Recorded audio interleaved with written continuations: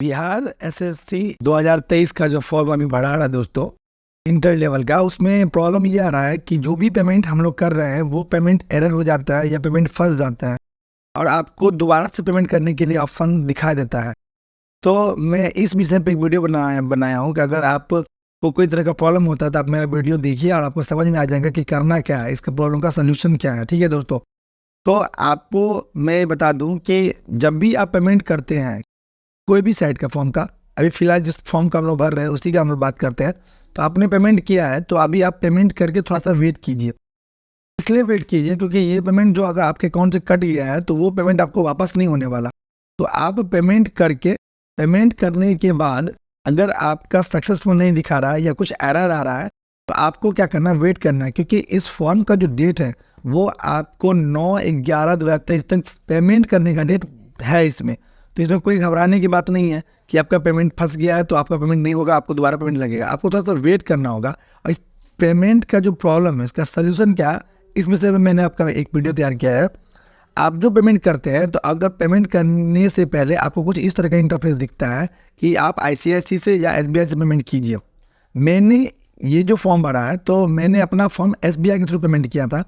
तो SBI के through payment करने पे क्या दिक्कत आया या ICICI पेमेंट में दिक्कत क्या आता है कि पेमेंट तो कट जाता है मगर यहाँ सक्सेसफुल नहीं होता है।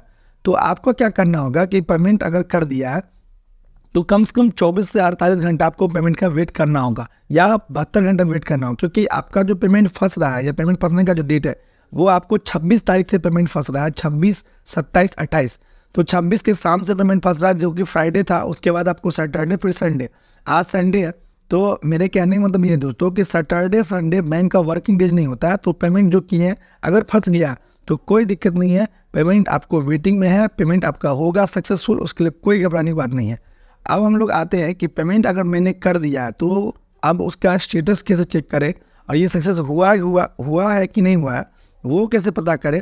इसके लिए मैं आपको बता देता हूँ कि इसका पेमेंट अगर हमको चेक करना होगा कि हम जो पेमेंट किए हैं वो पेमेंट कैसे हम अपना अपडेट बताएंगे कि पेमेंट जो कटा है मेरे अकाउंट से वो यहाँ पे शो कैसे होगा और मैंने जिस माध्यम से पेमेंट किया उसके बारे में।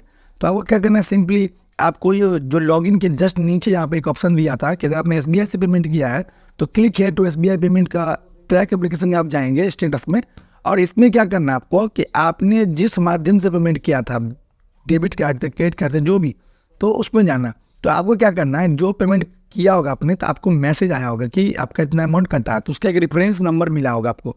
तो आपको इसमें ऊपर में रेफरेंस नंबर डाल देना है, नीचे इसमें ट्रांजेक्शन डेट डाल देना है आपको। उसके बाद आपने जिस माध्यम से किया, डेबिट कार्ड, क्रेडिट कार्ड या Bhim UPI, net card, net banking, SBI, जिस जहाँ से भी किया उसका एक ऑप्शन दिया हुआ आपका।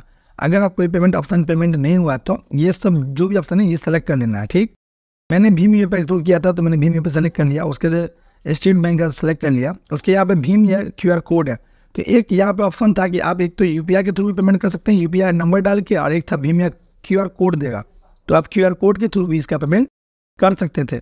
तो आपको क्या करना है, ये तो सेलेक्ट करने के बाद आपका कैप्चा डालने के बाद आपने जो पेमेंट किया है उस पर आपको अपना स्टेटस चेक कर लेना है कि आपका जो पेमेंट हुआ उसका क्या स्टेटस है।